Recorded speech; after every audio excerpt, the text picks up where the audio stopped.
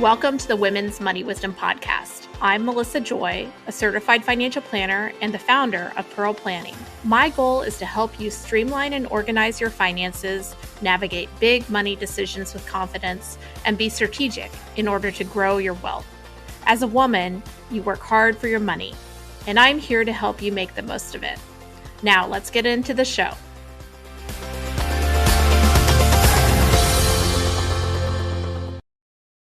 Welcome back to the Women's Money Wisdom Podcast. I bet most of you have heard of a prenup, but I don't know if you're like me, how much time you've spent thinking about it and discussing it in practical manner. But today that's what we're going to be talking about. And you might be surprised. This could apply to yourself or to the next generation in your family. So I think it's going to be a fun and informative discussion. And to have this discussion, I'm joined by Kaylin Dillon. Kaylin is a certified financial planner and a fee-only financial planner based in Lawrence, Kansas. She runs Kaylin Dillon Financial Planning, where she specializes in working with couples navigating separate assets, blended finances, and prenuptial agreements. She's also the author of Prenup Partnership, a guide to getting a prenup you both love, and the creator of the Prenup Coach, an educational brand helping engaged couples approach prenups as a team. Kaylin, welcome to the podcast. Thank you so much for having me. Glad to be here. Well, you are the prenup expert I know, which I kind of met you following your reels on Instagram. Great work. Thank you. Give me a little bit of a background. How did you choose to dive so deep into this very specific, very important topic? Yeah, well, when I first started my financial planning business, I really wanted to focus my work on doing financial planning for couples with separate assets, because that's how my husband and I, at least to some extent, manage our assets. Okay. And at first I was like, how do I communicate that to people? Because people really define separate assets very differently. And I thought, well, we have a prenup that actually did lay a lot of the foundation work for what we do treat separately and what we treat jointly. So I thought, well, that will be another good focus for my financial planning practice. And so my intention was for most of my focus to be on the financial planning side. But as soon as I started talking online, on social media, in public about prenups, I started getting a lot of inquiries from people asking for just some guidance on the front end of considering a prenup. And at first I was like, well, that's not really what I do. But I realized after getting enough of these, I realized, I did go through this process. I do have at least some advice for these individuals reaching out to me and couples reaching out to me. And so I started kind of, just dipping my toe into giving people some pointers, and then it really took off from there and has become, a main specialty of mine.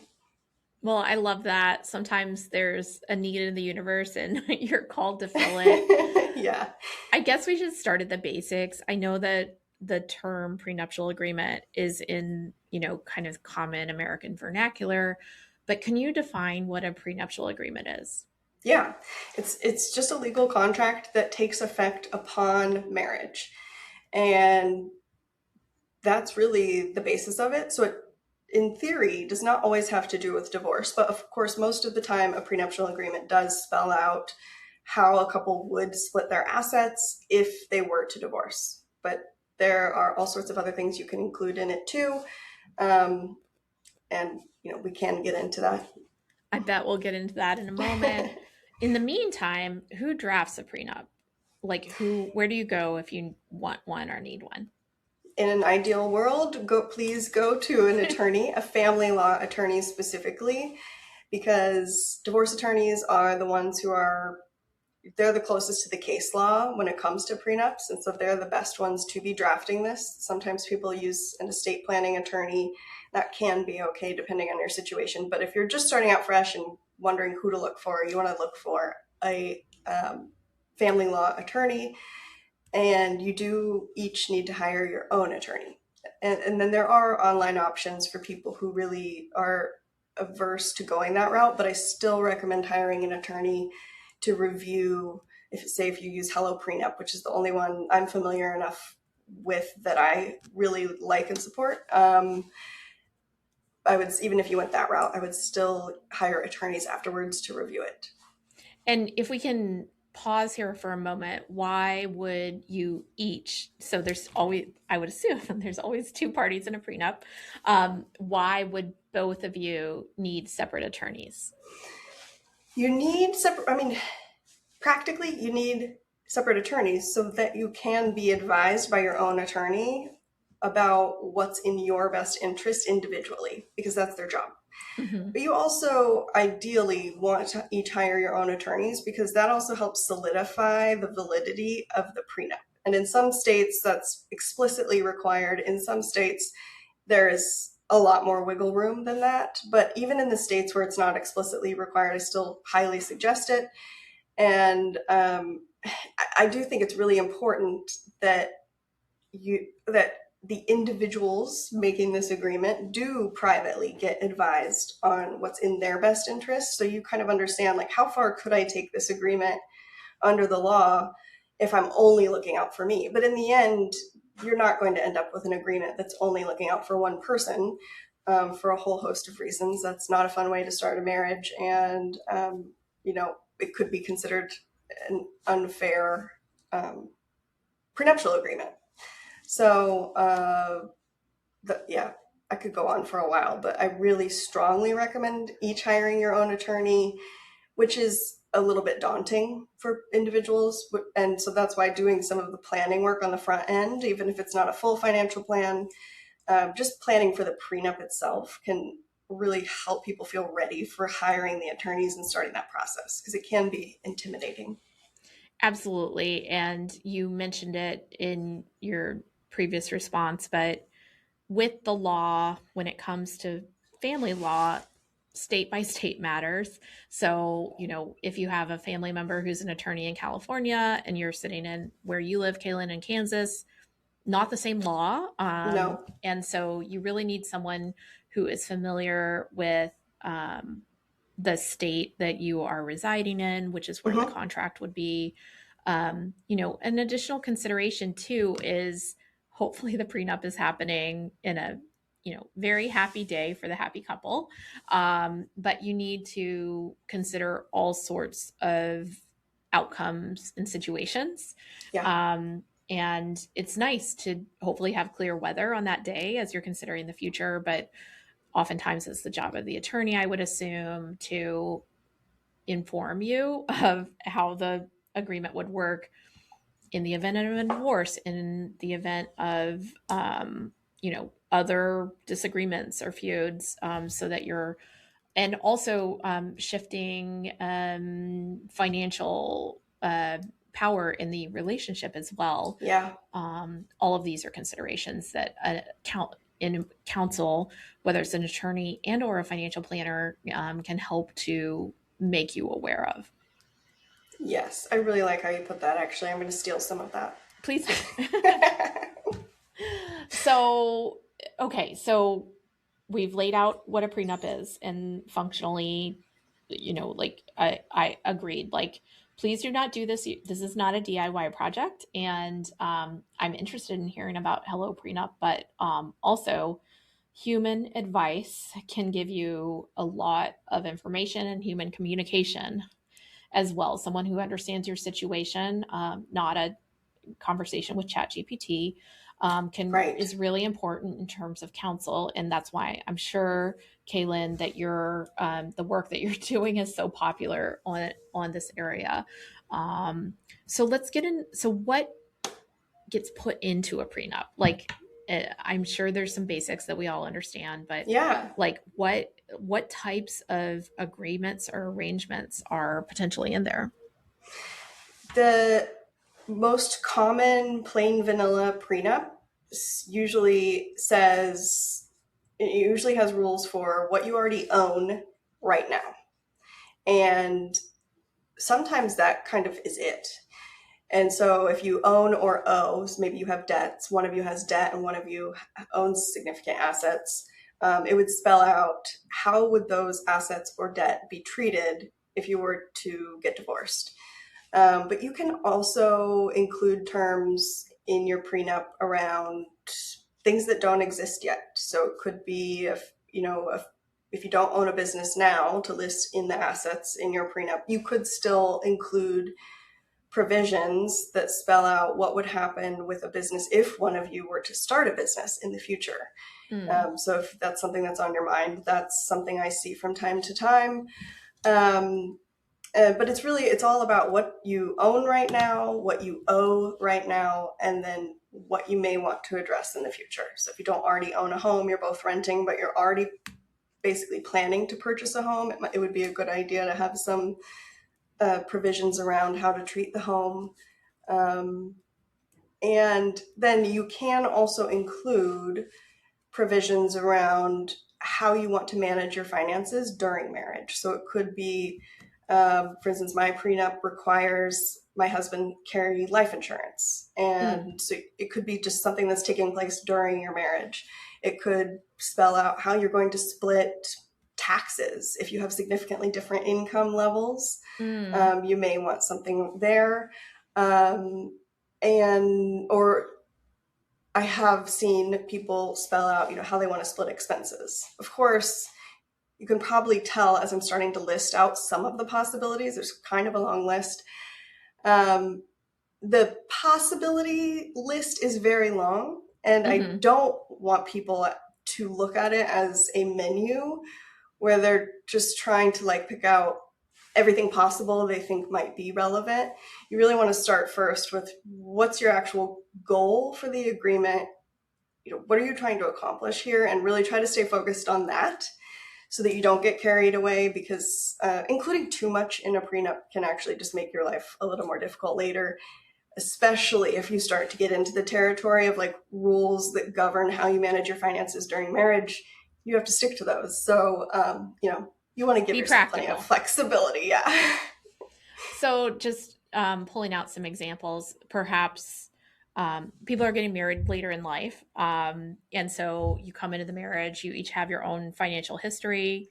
You have your own assets, you have your own debts, you have your own stream of income.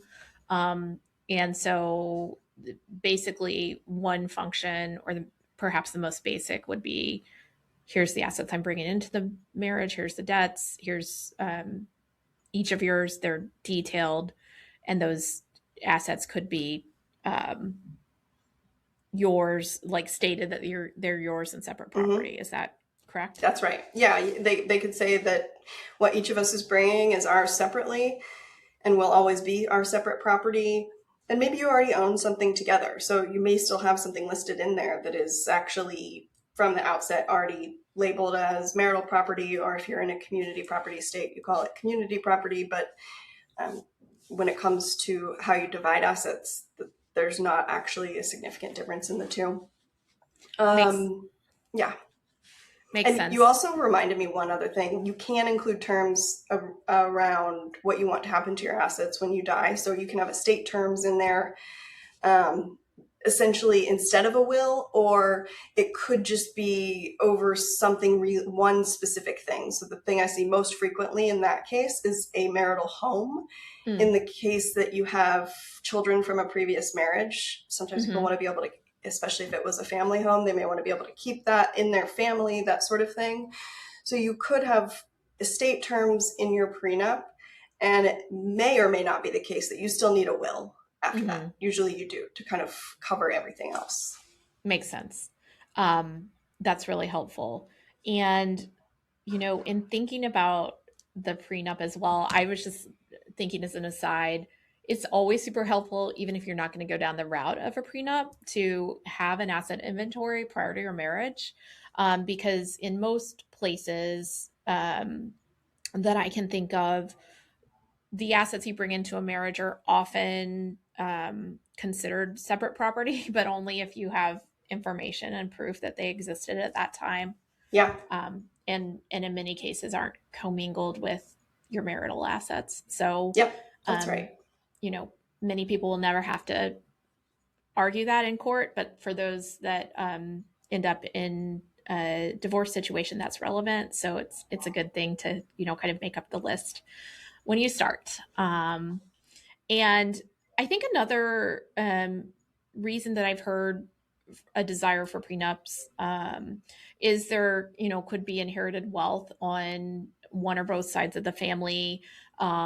These are typically inherited assets are typically considered separate, but it gets sticky in the day-to-day maintenance of life for keeping things separate. Can you talk to me? Do you have people that come to you and it's like mom and dad say, we have to have a prenup, and so we need advice? Or give me a little bit of flavor on the family assets or Yeah. generational assets.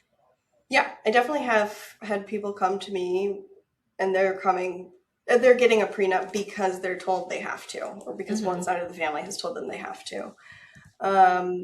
And that can be just because they're going to inherit significant wealth and the family just wants to be sure that it's extra clear, even though, Mm-hmm. like you said, in most states, inherited assets are protected as separate property. There is quite a bit of gray area, especially if you've inherited assets and you're using it to support your marital life, or you've inherited assets and you're living in, say, a home that you inherited, something like that. There can really quickly be gray area, and so sometimes families want that reassurance, which I think it's really important to acknowledge how understandable that is. That, Mm-hmm. one family has built up this wealth, and it's not so much that they want to make sure this new person entering their family doesn't get anything, but they do want to make sure this money is staying in their family, because all of many families have heard, families who have built up significant wealth probably have heard stories, if not already experienced cases in their own family where someone did get divorced and it felt like a significant amount of family money went to this ex-spouse who now is not in the family and maybe, isn't even supporting a grandchild or somebody Mm-hmm. who's, they're really truly no longer in the family, and the family left behind feels like it was unfair for whatever reason. It can also be the case, like if there's a family business, then it's especially important for them because they don't want to end up being business partners with the ex-spouse of their family member. So Mm-hmm. their, ex-daughter-in-law, that just doesn't make for a very fun experience to be business partners. So you do need some clear rules around how those assets would be treated if you were to split. But then, of course, it is also really important for the entering spouse to have some provisions that protect them as well. So we could get into that. But yes, significant wealth is a really common reason. So true. And, then you can imagine how it gets complicated. First of all, I appreciate, like how you shared, Kaylin, like it's not a personal affront in most cases. I don't want to, obviously, this is not a blanket statement, but Sure, it's that's true. typically not we don't like her or him. It's more, and often, the family or the family member or the marrying, the fiance is getting counsel from professionals saying, hey, this is something you need to discuss and consider. Um, and also, though, when entering into those, some of the unforeseen complications could be, what if, you know, the one spouse quits working, but most of the assets are behind a separate property door. There's so many different, kind of permutations of outcomes Yes. eventually that you do need that counsel. And that's probably one of the other reasons that prenups are, I believe, in most states considered to be less defensible or more prone to invasion if you're kind of if it's at the wedding that you're signing the document, or right before Sure. the weekend of the Yeah. wedding, you need some space and time and counsel so that it's not like being held over your head when you actually tie the knot. Yes. Yeah, that's right. I thought maybe you were about to say if they're unfair, but actually, True, that that's too. not. I mean, in most states, the prenup has to rise to the level of being unconscionable. Yeah. So it actually, I said earlier on something about it being unfair. That's actually not the line. The line is unconscionable, which is quite high. And there are a lot of prenups that get held up that to all of us would look very unfair, especially after knowing, maybe the couple's circumstances, someone did leave their career, etc. And those are held up. But you're right that the amount of time before getting married is important, although in most states, 30 days is, most attorneys would tell you if it's at least 30 days, it's probably fine, Yeah. which to me is way too short. I mean, that's way too short. You really have to start the process way, way before that to give it the kind of care and attention that it needs. Great advice. And yeah, I would just mention, like, usually it is what it is after you've signed it.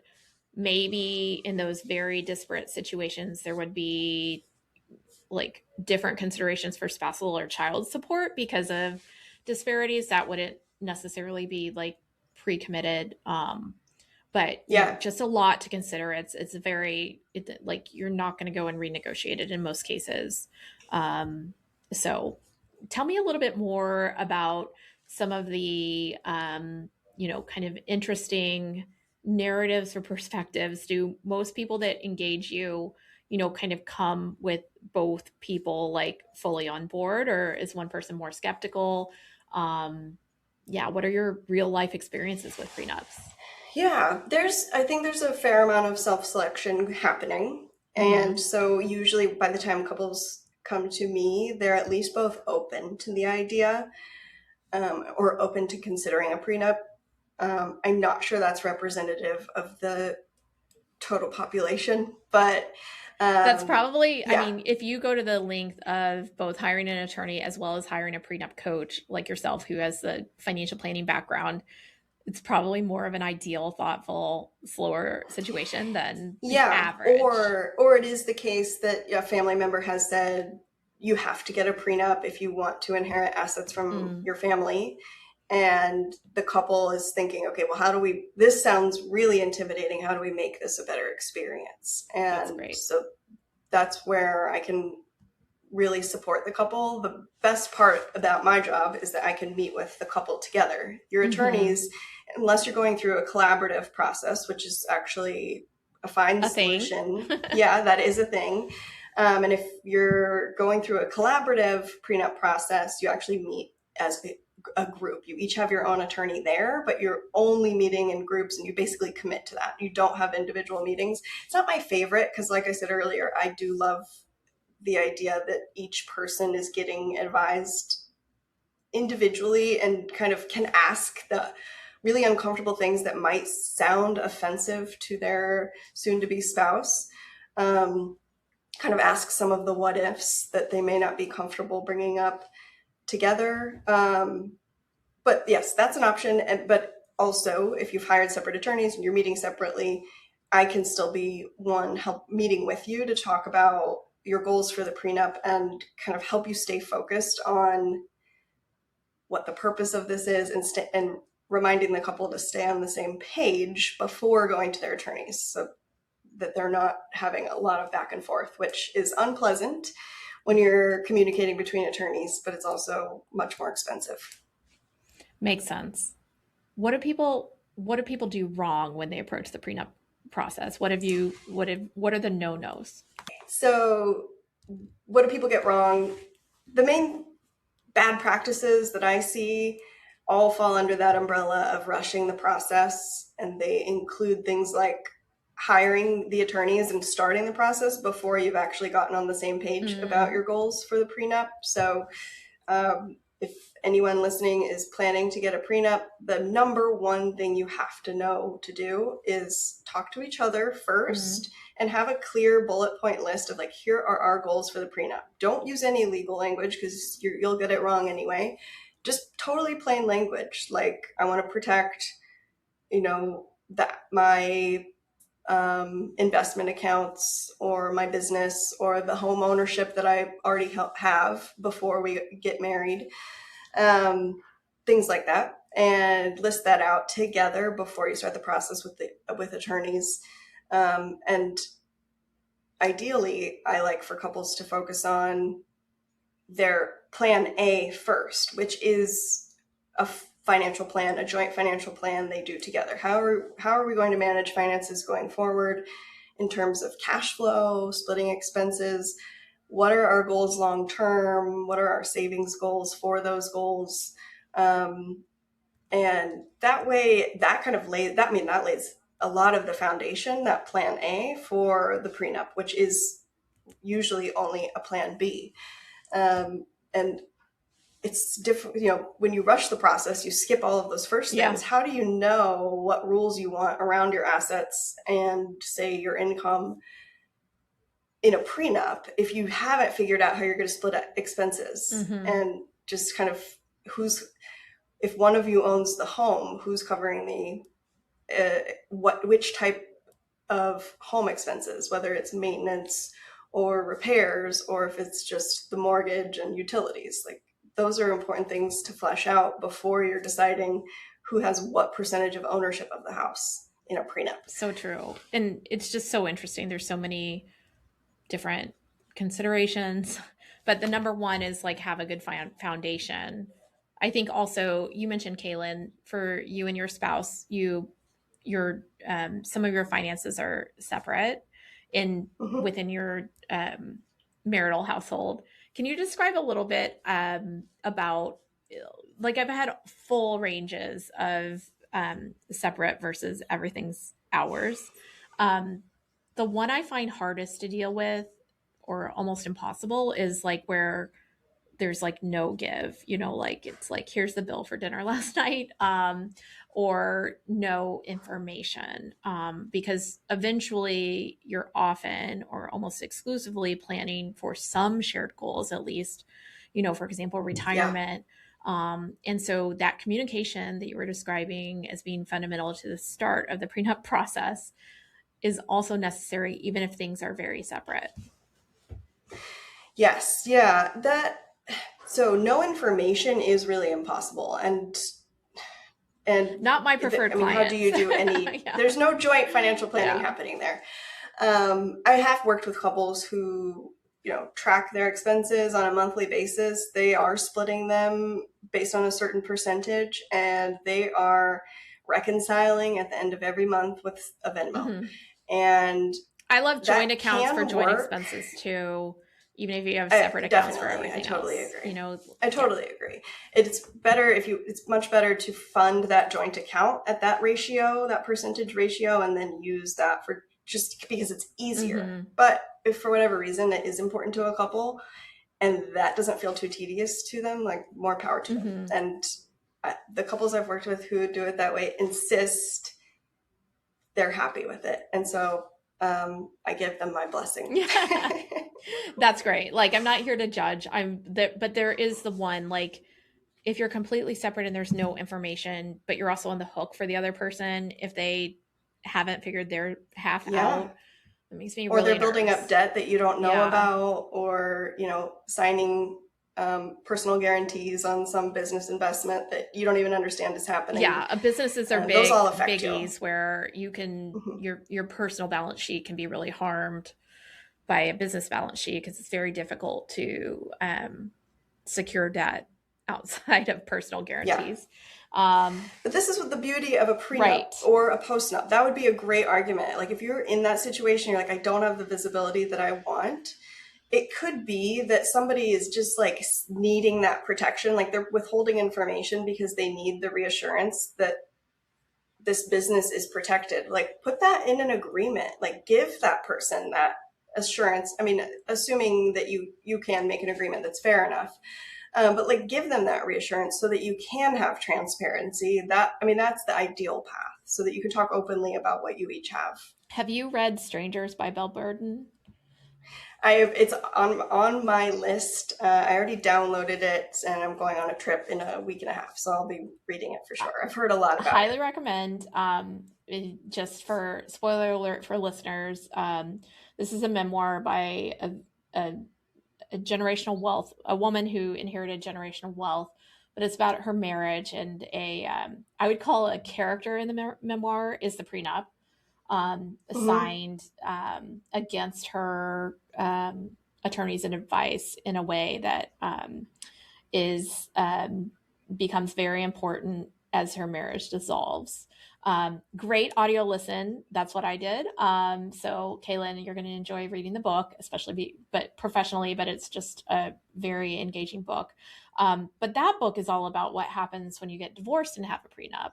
I hope all the marriages have worked out with your clients. Have you gotten any feedback from people who did get married and then ended up dissolving their marriage um, in your I, work? I have no confirmation of any of my prenup couples getting divorced. It may happen. I'm sure that it will, just statistically speaking. But no, but I've certainly assisted with a large number of divorces. Part and It parcel is with, just a fact of yes. life. Yes, part of being a financial planner. Yeah, well, I mean, it's just so, it's nice to have the pre-discussion because I also have quite a few divorce discussions, having previously had my CTFA and focused on that area. They never kind of go away after you start working with divorces. But I know there's a lot of people that, kind of wish they'd had the foresight to have both Yeah. those like collaborative communications when it comes to money with spouses and partners, as well as, at least consideration. And not everyone needs a prenup. It's not required, but consideration when you enter, a contract like marriage is. Yeah. Yeah. How can people stay tuned for more that work that you're doing in this space, and where can people find you, Kaylin? They can find me at the Prenup Coach on Instagram. That's where I am most frequently, and all of my resources and uh, services are at kaylindillon.com. Awesome. Well, it was so nice to meet you, and thank you for doing such important work in kind of exposing a very interesting and relevant topic. So appreciate it. Thank you. Thanks for having me.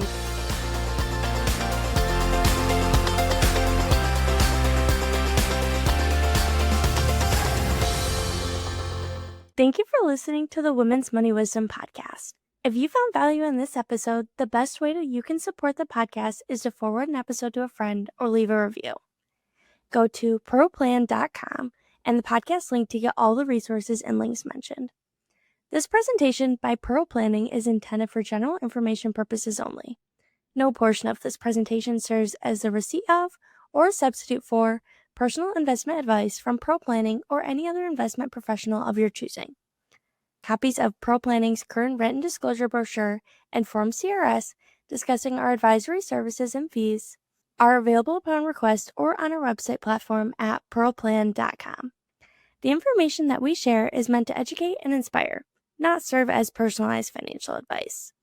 Everyone's situation is unique, so be sure to consult with your own financial professional for guidance that fits your life. And just so you know, the opinions shared in this podcast are Melissa's own and those of her guests. They don't necessarily represent any organizations with which Melissa is affiliated. For more important disclosures, please go to our webpage at pearlplan.com.